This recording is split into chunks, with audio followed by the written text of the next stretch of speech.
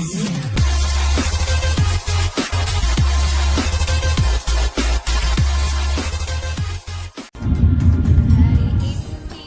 pagi anak-anak.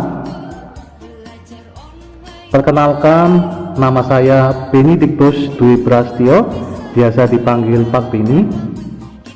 Saya mengampu mata pelajaran matematika kelas 7 dan seni budaya kelas 7, 8, dan 9. Baik, Bapak akan memaparkan materi MPLS tentang cara belajar efektif. Bapak mengambil dari sumber di internet, bisa kalian simak baik-baik. Cara belajar efektif menggunakan pendekatan metacognition menurut Joseph Frank Landsberger. Bisa kalian lihat kebiasaan siswa kalau belajar terlalu lama akan mengantuk, seperti kalian bisa lihat di gambar. Nah, maka pentingnya memiliki sikap dan kebiasaan belajar yang efektif dan efisien. Apa itu belajar efektif? Belajar yang menyenangkan, terjadwal dengan baik, tidak memakan banyak waktu, hasil yang maksimal. Mengapa siswa perlu memiliki sikap belajar yang efektif dan efisien? Untuk mencapai keberhasilan tentunya, kesempurnaan. Baik, selanjutnya, mengapa harus terjadwal dan menyenangkan dalam belajar efektif? Dalam bekerja, otak kita juga dipengaruhi oleh kondisi fisik kita.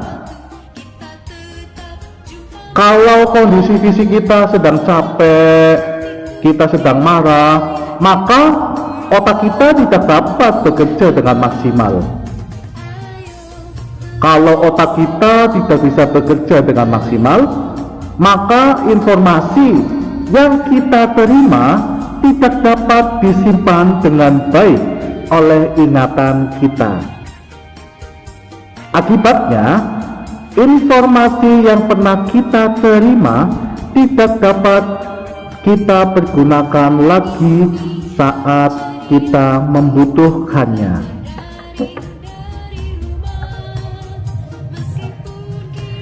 Ingat ya, belajar kebut semalam tidak efektif dan tidak bermanfaat buat siswa. Apa saja yang harus diperhatikan dalam belajar efektif?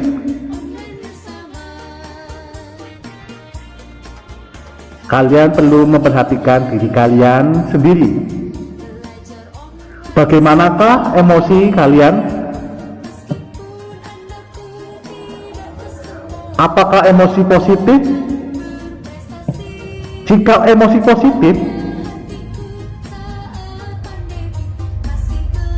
maka kekuatan otak kita akan meningkat.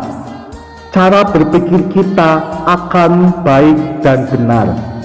Jika emosi kita negatif, maka kekuatan otak kita, kekuatan berpikir otak kita akan menurun.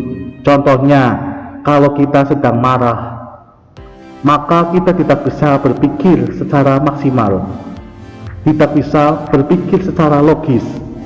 Itu maksudnya. Jika kekuatan otak kita berpikir secara maksimal, itu akan mencapai keberhasilan. Jika kita berhasil, maka kita akan mencapai kehormatan diri. Kita akan mendapatkan kehormatan diri. Kita lebih dihargai karena kita lebih disiplin dalam belajar, kita dihargai oleh orang lain.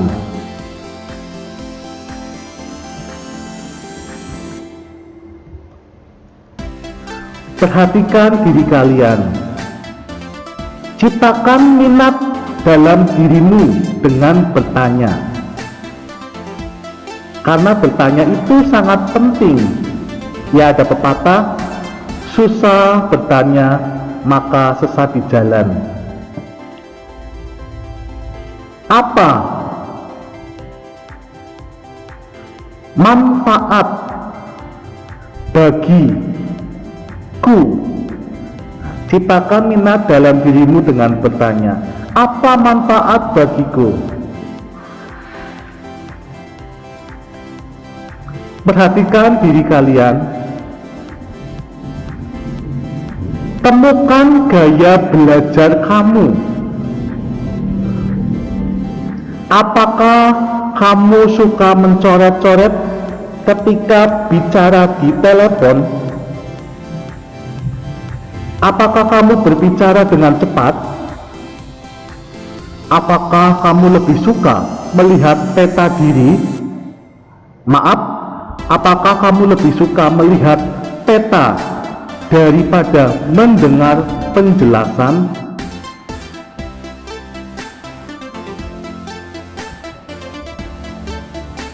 Temukan gaya belajarmu. Apakah kamu masih suka berbicara sendiri kalau saat di kelas? Apakah kamu menyukai ceramah atau seminar daripada membaca buku? Apakah kamu lebih suka berbicara daripada menulis?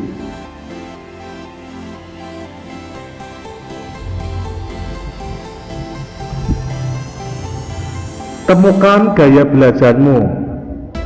Apakah kamu berpikir lebih baik ketika kamu bergerak atau berjalan? Apakah kamu banyak menggerakkan anggota tubuh ketika berbicara? Apakah kamu merasa sulit untuk duduk diam?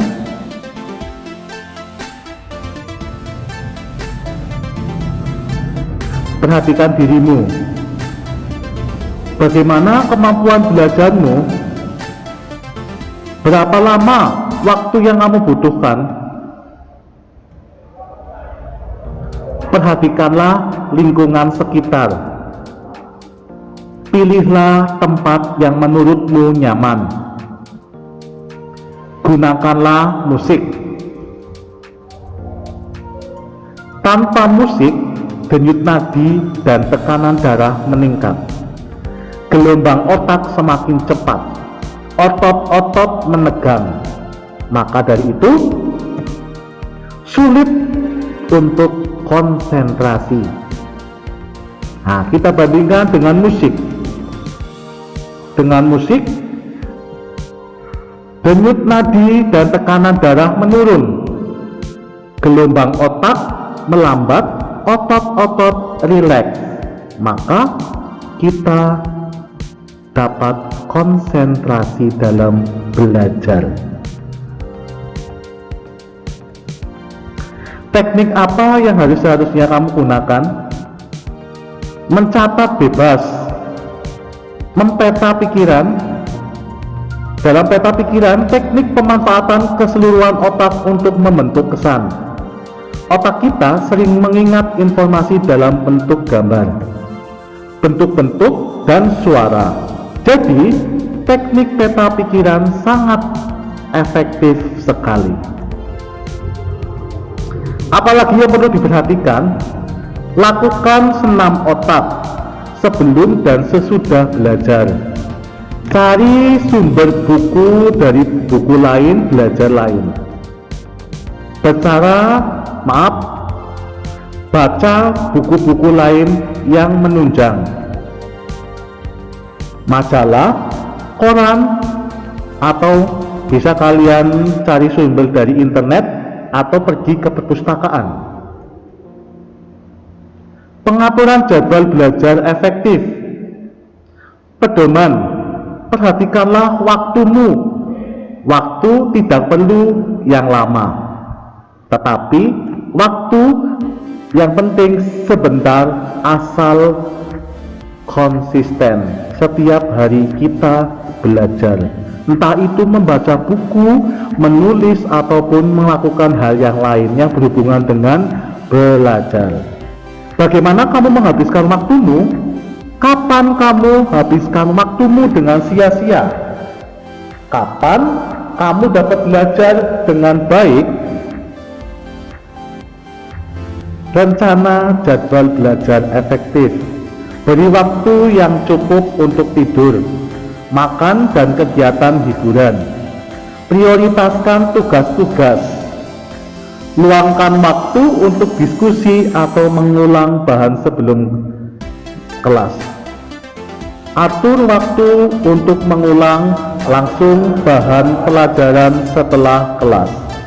Ingatlah bahwa kemungkinan terbesar untuk lupa terjadi dalam waktu 24 jam tanpa review.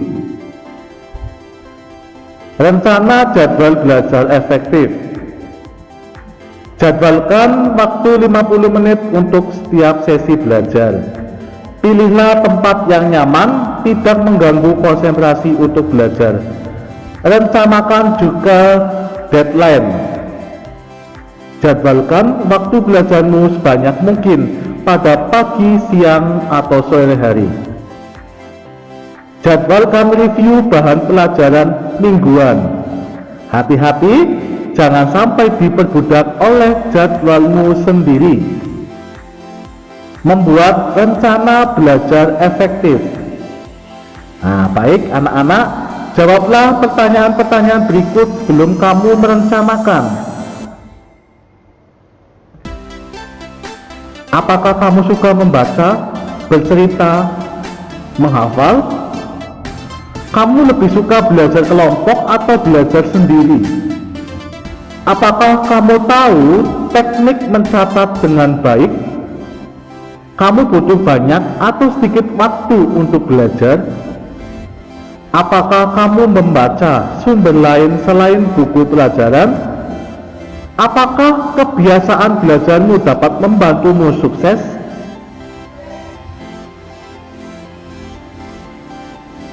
Apa yang harus kamu lakukan sekarang? Pada saat belajar, apakah kamu berhenti untuk meringkas atau merangkum? Apakah kamu bertanya jika tidak mengerti? Apakah kamu melakukan evaluasi? Apakah kamu perlu mendiskusikan dengan teman-teman? Apakah kamu harus mempercepat atau memperlambat? Apakah kamu mengandalkan satu sumber saja? Apakah kamu perlu membaca dari sumber lain? Nah, membuat rencana belajar efektif. Apakah pekerjaan kamu sudah benar? Apakah kamu bisa mengerjakan lebih baik? Apakah kamu disiplin dengan diri sendiri? Baik anak-anak, untuk pertanyaan yang sudah tadi saya sampaikan, silakan kalian tulis dan renungkan. Kalian tulis dalam buku kalian dan renungkan apakah kalian sudah belajar dengan efektif. Baik, itu saja yang bisa Bapak sampaikan ke kalian. Semoga bisa bermanfaat dan sukses selalu. Terima kasih.